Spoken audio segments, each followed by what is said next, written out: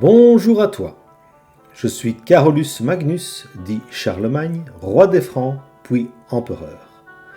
On dit de moi que j'ai inventé l'école, c'est faux. L'école existait déjà depuis bien longtemps, par exemple à l'époque gallo-romaine et même depuis que l'écriture existe.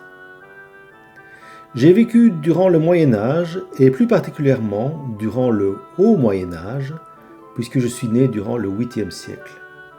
Le Haut Moyen-Âge a laissé place ensuite au Bas Moyen-Âge, après 1000 ans après Jésus-Christ. J'aimerais te parler de plusieurs choses. D'abord, comment l'Empire romain a chuté, mais aussi des grands changements concernant la langue et la religion.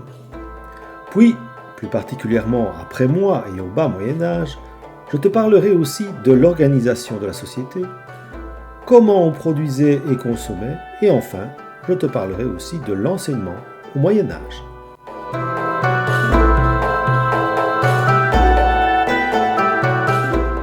Tu le sais, au 5e siècle, l'Empire romain a chuté car il n'a plus pu faire face aux invasions des peuples venant de l'Est, et parmi ceux-ci, il y avait les Francs. D'ailleurs, un de mes ancêtres, Clovis, qui a été roi des Francs, n'a cessé d'étendre son royaume, ce qui a provoqué de nombreuses migrations. Tu connais le phénomène des migrations, et tu sais que, malheureusement, les guerres provoquent des déplacements des gens, donc des migrations, comme avec la récente guerre en Ukraine. Au final, ta Wallonie a été occupée à la fois par des anciens Celtes, des anciens Romains et des Francs, un mélange d'origines qui a donné naissance à ce nouveau peuple des Francs, dont Clovis est devenu roi. À côté de cela, il faut dire que le christianisme avait beaucoup progressé et pris place dans tout son royaume, si bien que Clovis a décidé de se faire baptiser. C'est toujours bien d'avoir le pape avec soi. Tu verras que dans l'histoire, les rois ont toujours essayé de s'allier avec l'autorité divine.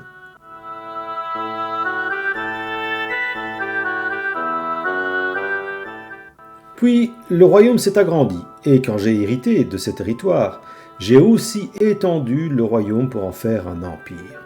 Un empire ? Mais oui, puisque j'ai demandé au pape Léon III de me couronner empereur. Cela s'est fait en 800. Par la suite, mon empire a été partagé entre mes enfants, mais bon, ta Wallonie est restée ce qu'elle était avec ce peuple franc.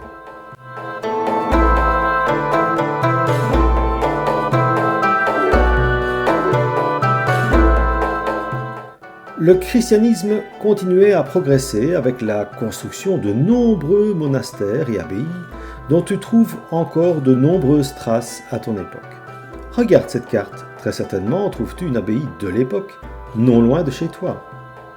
En même temps, il faut dire que les abbayes, bien souvent, étaient des zones de regroupement des gens, si bien que certaines villes ont pris naissance là où se trouvaient ces abbayes.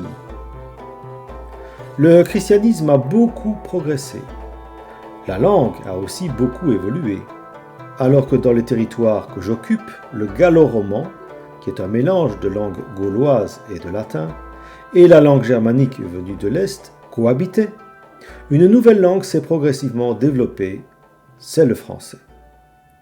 C'est ainsi que l'on parlait français progressivement, de plus en plus, à partir du XIe siècle, soit dès le début du second millénaire. Mais le français d'alors n'est pas encore celui que toi tu parles. Entre-temps, il y a eu beaucoup de changements car tu le sais, une langue évolue continuellement.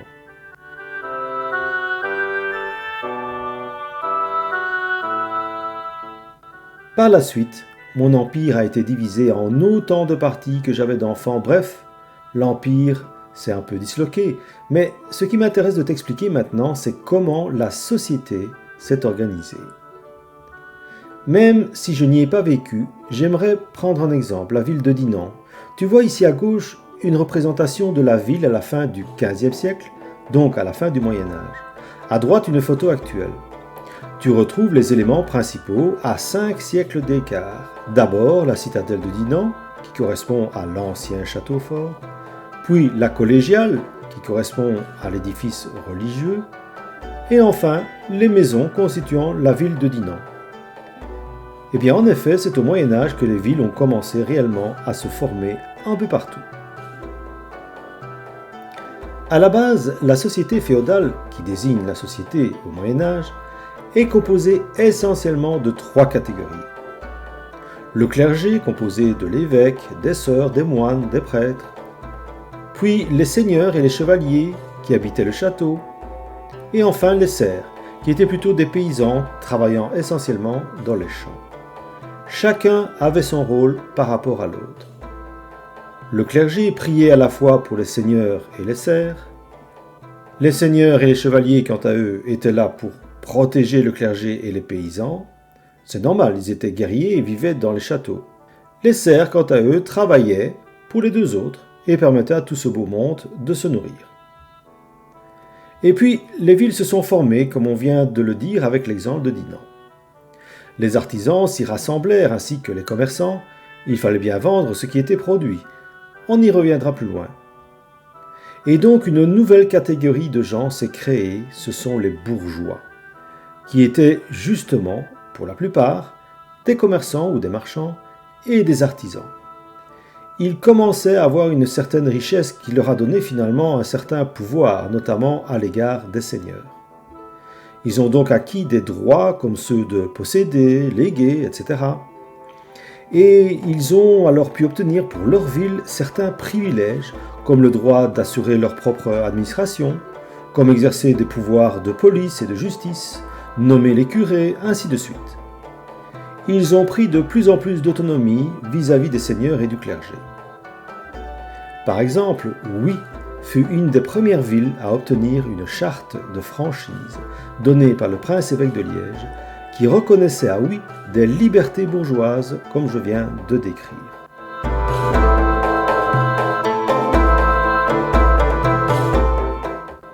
L'artisanat a connu une belle progression dans cette deuxième moitié du Moyen Âge. Différents métiers se sont de plus en plus distingués, comme les boulangers, les bouchers, les charpentiers, car on construisait de plus en plus, notamment en ville, puis d'autres métiers encore, comme les cordonniers, les potiers, les tisserands, sans oublier les forgerons. Tous ces métiers sont nécessaires pour tous. Par exemple, le forgeron aidait le seigneur en fabriquant des armes, et aidait aussi les paysans en fabriquant des charrues ou des fers pour les chevaux. Tous ces métiers qui se développaient nécessitaient aussi des nouvelles inventions, comme par exemple le collier à cheval, qui permettait une meilleure traction de la charrue dans les champs. C'est vrai qu'au Moyen Âge, on continue à travailler beaucoup dans les champs. C'est une activité importante. Et finalement, paysans et artisans se rencontraient en ville pour vendre leurs produits. C'est ainsi que le commerce s'est développé. Donc, on produisait plus encore et les villes étaient le siège de l'artisanat et du commerce, tandis que l'agriculture gardait toute son importance pour nourrir tout ce beau monde.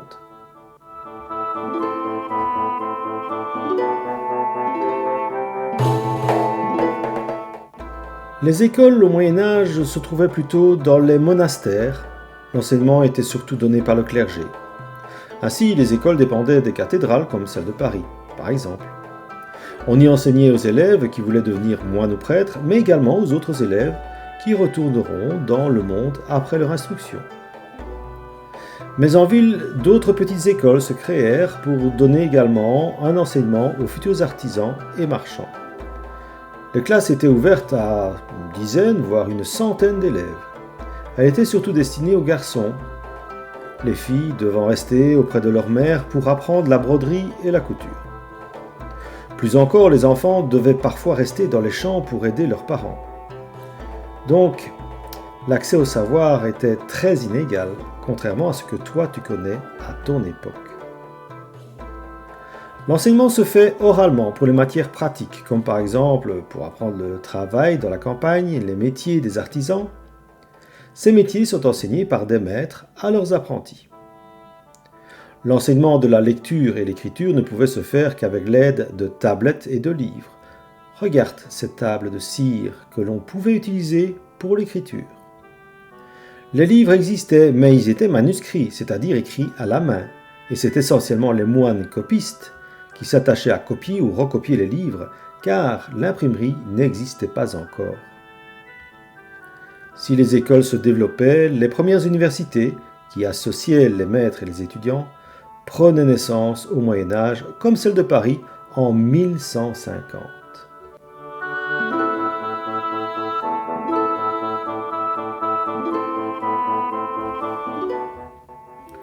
Le Moyen Âge est donc la période qui s'étend depuis la chute de l'Empire romain d'Occident jusqu'au temps moderne qui débute suite à l'arrivée de Christophe Colomb aux Amériques, ce que tu peux voir maintenant sur cette frise chronologique. Et donc, puisque nous avons pu faire connaissance, moi, Carolus Magnus, je te salue et retrouve-moi, à travers ma voix, à un autre moment de ton passé.